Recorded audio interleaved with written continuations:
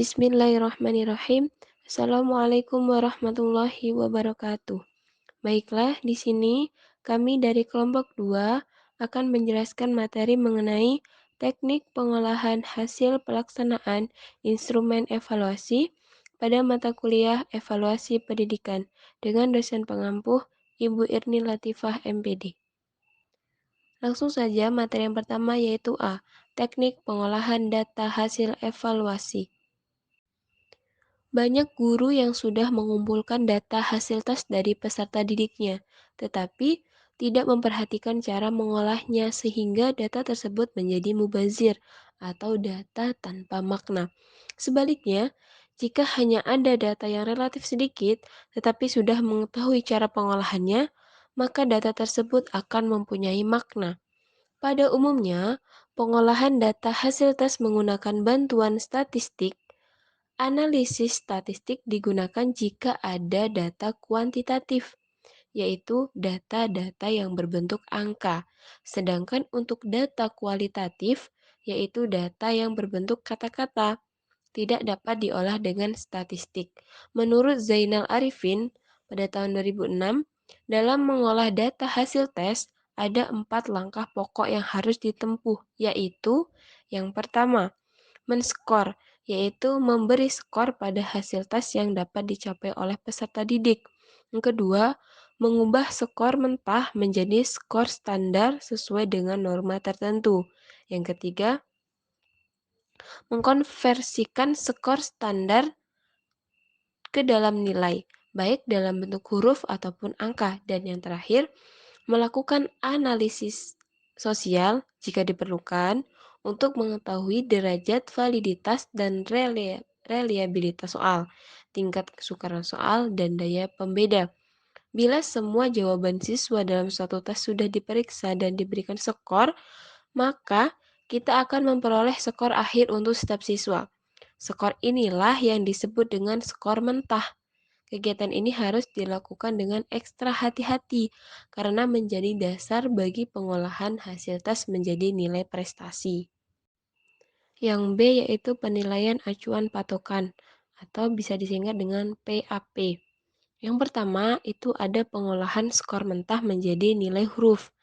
Sebelum membahas pengolahan atau pengelolaan skor, kita buat perumpamaan terlebih dahulu. Misal, terdapat 60 item soal pilihan ganda pelajaran bahasa Arab. Tiap item yang benar berbobot 1. Skor mentah yang diperoleh 20 siswa adalah ada 32, 36, 27, 50, 22, 34, 35, 37, 43, 17, 21, 42, 46, 32, 31, 28, 55, 57, 57, 54, dan 51. Nah, prosedur yang dapat ditempuh adalah sebagai berikut. Yang pertama, skor ideal, yaitu skor yang mungkin dicapai jika semua item dapat dijawab dengan benar. Skor ideal diperoleh dengan jalan menghitung jumlah item yang diberikan serta bobot dari tiap-tiap item. Dari contoh di atas diketahui skor idealnya adalah 60. Kemudian, mencari rata-rata ideal dengan rumus, yaitu sama dengan setengah dikali skor ideal, sama dengan setengah dikali 60, yaitu sama dengan 30. Lalu ada mencari deviasi atau SD, standar deviasi, yaitu ideal dengan cara SD sama dengan 1/3 dikali SD sama dengan 1/3 dikali 30 sama dengan 10. Dan D. Menyusun kebutuhan konversi sesuai dengan yang dibutuhkan. Adapun pedoman konversi dengan adalah plus 1,5 untuk standar deviasinya yaitu sama dengan 30 ditambah 1,5 dikali 10 sama dengan 45. Sama dengan A. Plus 0,5 standar deviasinya sama dengan 30 ditambah 0,5 dikali 10 sama dengan 35. Itu untuk nilainya sama dengan B. Min 0,5 untuk standar deviasi sama dengan 30 dikurang 0,5 dikali 10 sama dengan 25. Itu sama dengan C. Min 1,5 untuk standar deviasinya sama dengan 30 dikurang 1,5 dikali 10 sama dengan 15. Dan itu untuk nilainya sama dengan D. 2. Skor mentah menjadi skor standar 1-10.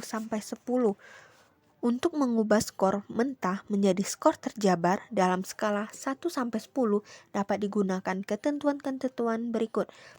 Yang pertama, plus 2,25 SD sama dengan 10 sama dengan 30 ditambah 2,25 dikali dengan 10 sama dengan 53 sama dengan 10. Yang kedua, plus 1,75 SD sama dengan 9 sama dengan 30 ditambah 1,75 dikali dengan 10 dikali dengan sama dengan 48 sama dengan 9. Yang ketiga, plus 1,25 SD sama dengan 8 sama dengan 30 ditambah 1,25 dikali dengan 10 sama dengan 43 sama dengan 8. Yang keempat, plus 0,75 SD sama dengan 7 sama dengan 30 ditambah 0,75 dikali dengan 10 sama dengan 38 sama dengan 7. Yang kelima, plus 0,25 SD sama dengan 6 sama dengan 30 ditambah 0,25 dikali dengan 10 sama dengan 33 sama dengan 6. Yang keenam, 0,25 SD sama dengan 5 sama dengan 30 dikurang dengan 0,25 dikali dengan 10 sama dengan 28 sama dengan 5. Yang ketujuh, min 0,75 SD sama dengan 4 sama dengan 30 dikurang 0,75 dikali dengan 10 sama dengan 23 sama dengan 4. Yang kedelapan, 1,25 SD sama dengan 3 sama dengan 30 dikurang 1,25 dikali dengan 10 sama dengan 18 sama dengan 3. Yang kesembilan, min 1,75 SD sama dengan 2 sama dengan 30 dikurang 1,75 dikali dengan 10 sama dengan 13 sama dengan 2. Yang ke-10, min 2,25 SD sama dengan 1 sama dengan 30 dikurang 2,25 dikali dengan 10 sama dengan 8 sama dengan 1. Dengan demikian, dapat diambil kesimpulan bahwa siswa yang mendapat skor 53 sampai dengan 60 mendapatkan nilai 10, 48, min 52 sama dengan 9,43 dikurang dengan 47 sama dengan 8,38 dikurang dengan 42 sama dengan 7,33 dikurang dengan 37 sama dengan 6,28 dikurang dengan 32 sama dengan 5,23 dikurang dengan 27 sama dengan 4. 18 dikurang dengan 22 sama dengan 3,13 dikurang dengan 17 sama dengan 2,8 dikurang 12 sama dengan 1. Dan skor di bawahnya adalah 0. 3. Pengelolaan skor mentah menjadi skor standar Z dan T.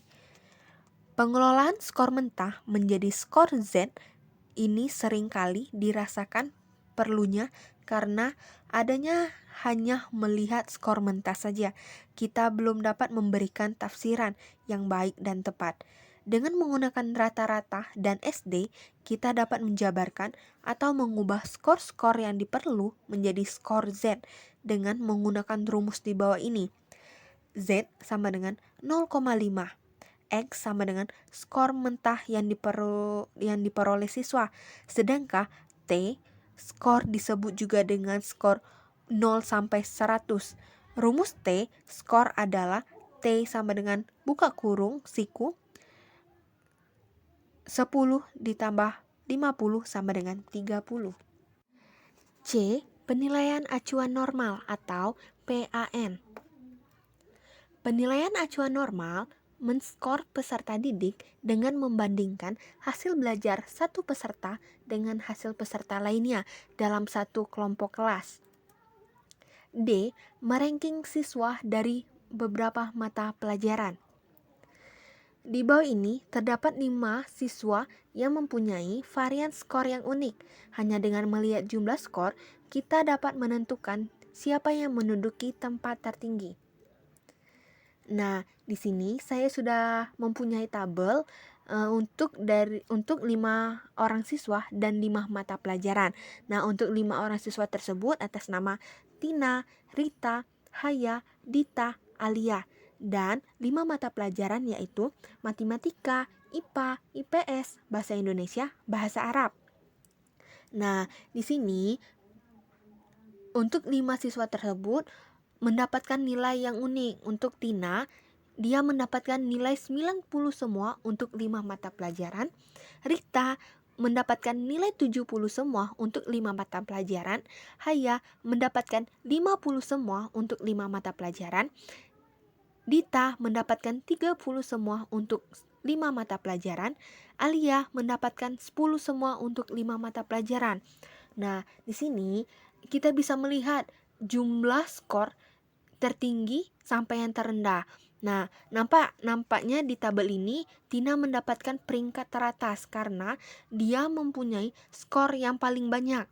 Sedangkan Ani memiliki skor paling sedikit sehingga menduduki peringkat paling bawah.